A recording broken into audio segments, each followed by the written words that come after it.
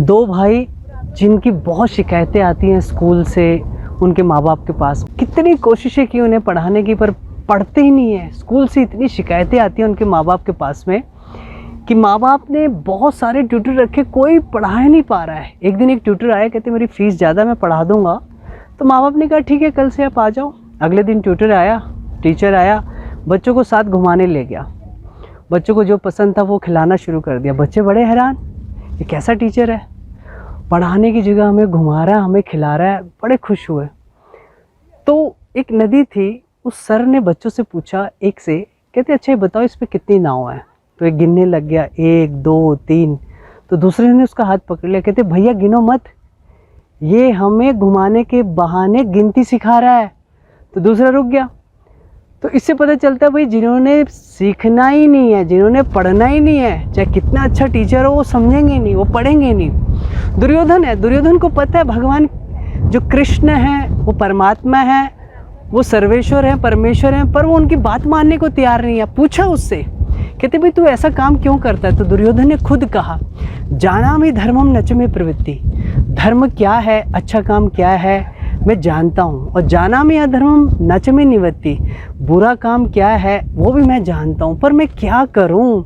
मेरे हृदय के भीतर ऐसा कोई देव बैठा हुआ है जो ज़बरदस्ती मुझे यथा नियोजित तथा करोमि, जो मुझे जहाँ नियोजित करता है मैं वो करता हूँ। देखिए ना, कई बार ज़िंदगी में ऐसा होता है कि हम कुछ सोचते हैं, करते कुछ और हैं।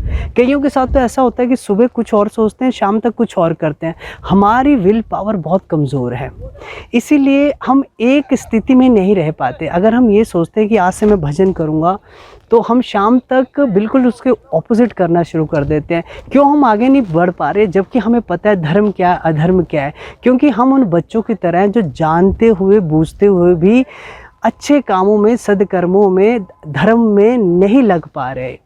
तो भगवान कृष्ण ने इसका उपाय बताया। देखो जिस प्रकार विदुर जी हैं, विदुर जी को भगवान ने एक भी बार अपना स्वरूप प्रकट करके नहीं दिखाया, पर विदुर जी के अंदर कैसा विश्वास है कि श्री कृष्ण ही भगवान हैं। और दुर्योधन को भगवान ने अपना विराट रूप भी दिखा दिया हस्तिनापुर में, तो भी दुर्योधन अशरणागत है, पर विदुर शरणागत हैं। विदुर जी के हृदय में शरणागति इस तरीके से बैठी हुई है कि वो श्री कृष्ण की इच्छा के अनुसार ही चलते हैं। जीवन में कभी ऐसा अवसर आए कि हम धर्म के पथ पे चलना चाह रहे हों और नहीं चल पा रहे हों, तो हमें भगवान के शरणागत हो जाना चाहिए। हमें भगवान को अर्पण कर देना चाहिए खुद को, यानी कि भगवान की इच्छाओं में खुद की इच्छा समर्पित कर देनी चाहिए। हमारे महाराज थे, बड़ी अच्छी बात बोलते थे वो, तू करता है वो जो तू चाहता है, पर होता है वो जो कृष्ण चाहते हैं। एक बार तू वो चाह जो कृष्ण चाहते हैं, फिर देखना वो होगा जो तू चाहता है। यानी जब हम ये चाहेंगे कि ये मैं करूं, फिर होगा वो जो भगवान चाहेंगे। पर जिस दिन हम दुनिया में ये चाहेंगे कि हे कृष्ण जो आपकी इच्छा हो मेरी इच्छा हो, तो देखना फिर जो आप चाहोगे ना भगवान वो करेंगे।